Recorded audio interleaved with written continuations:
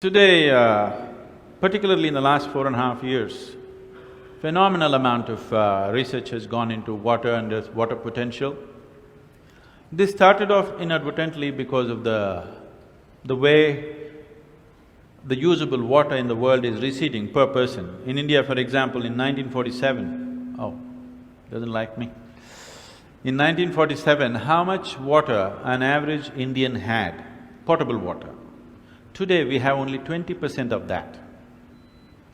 They say by 2025, we'll have only 7% of what we had in 1947 per person. Per capita water, only that much will be available. So because of this, lot of research has gone into water. It went mostly from this line, but slowly they went deeper and deeper into this, and they find, which you must be… being a chemist, you must be very much aware of this, without changing the chemical composition of the water, you can rearrange the molecular arrangement in such a way that the water will behave completely in a different way than the way it does. To such an extent, it's sensitive to this extent that if I take a glass of water in my hand and just look at it in a certain way and give it to you, well-being will come to you. If I look at it another way and give it to you, you will fall sick tonight. This is no more superstition, this is science. I'll tell you an incident that happened. About 17 years ago, I announced a 90-day program. 90-day program for what? The most fundamental aspect of yoga is considered as Bhuta Shuddhi. Bhuta Shuddhi means… Bhuta means you know what? Panchabhutas, the five elements in nature. Earth, water, fire, air and space. These are the five elements in nature. It is these five elements… It is these five elements which is the basic components which make this body, which made this planet, which has made the whole universe, isn't it? The whole existence in a way is a play of these five elements. So Bhuta Shuddhi is about cleansing these five elements within the system. How these five elements behave within me will determine the quality of who I am. Based on this, the basic form of yoga is just Bhuta Shuddhi. Everything else is an outcrop of that, taught in various bits and pieces by many people without understanding the homogeneity of what it is. But essentially, it's about taking charge of the five elements. You practice Bhuta Shuddhi for a certain period of time and you achieve what is called as Bhuta Siddhi. That means you have total control over the five elements. To such an extent, there is any number of incidents where at the time of death or at the time of leaving their body, a yogi goes into a room, people lock it from outside, he goes in and after a few days they open and he's just not there because he dematerializes himself.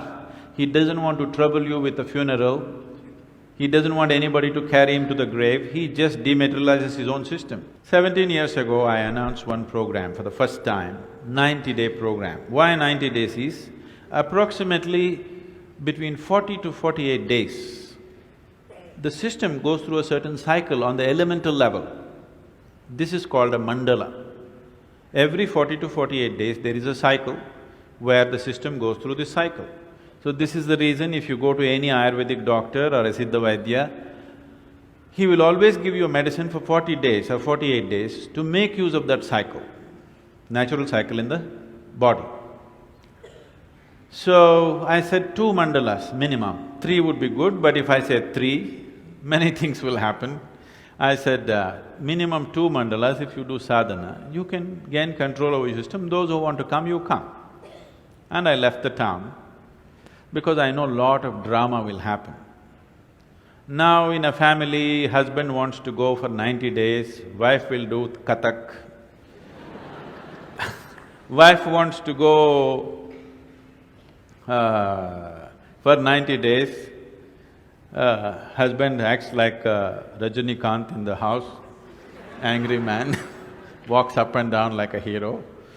So many things, drama will happen, so I don't want to be there. I said, those who want to come, you come, it's up to you. So after that I came back, to a particular family that I know well. It's a normal part of our hospitality. When somebody comes home, first thing is you bring water. So this lady in the house brought water for me and she's like Kali suddenly, not just Kathak, she's like Kali. I looked at her, she's a nice lady, today she's in the Kali form. So I looked at her and she offered water to me and I said, Amma, I don't need this water, I don't need to drink this water. You're like Kali right now, I don't need Kali's prasadam right now, I'm fine. She said, why, will I poison it? I said, no, you don't have to poison it, it's already done. Then I told her, you take a sip from this glass. She took a sip from the glass. Then I said, give me the glass to me. I held it in my hands for 2 minutes and I just gave it to her. You drink it now. She drank one sip and burst into tears and started crying. She said, it's sweet. I said, that's all the difference it is. Now, your body is over 70% water. If the water in this system behaves in a sweet manner, will you be at least 70% sweet? If the air and earth behaves sweetly within you, will you be at least 90% sweet? Space is never bothering anybody, isn't it? So, the essential science of yoga is about bhuta shuddhi, taking charge of the elements within the system. Once you have control over the elements in the system, you can also influence the elements around you. Essentially, your whole work with life, your whole work in the world is just with the elements always, in a very basic form, isn't it? So if you have certain mastery over this, you will… what you want, you don't even have to think about it. Your intention, you don't have to generate a thought. Just before you intend, that is how life will work out for you. So success is not an uphill task. If you raise this to a higher place, if you raise this to the highest place it can reach, then everything is downhill. Downhill you can run easily or uphill you can run easily. Definitely downhill, isn't it? So is there any scientific evidence? There's substantial scientific evidence today about how the molecular structure of the water can be rearranged without changing the chemical structure, even with a simple thought or a touch. The problem is, your grandmother told you this, didn't she? Didn't your grandmothers tell you, you should not drink water from anybody's hand, do not take food from anybody, there is a certain way, you must receive only if they have good intentions for you? Did they tell you these things? But when your grandmother said it, the problem is if it goes from the east, it is superstition. If it comes from the west, it becomes science. That's where it is.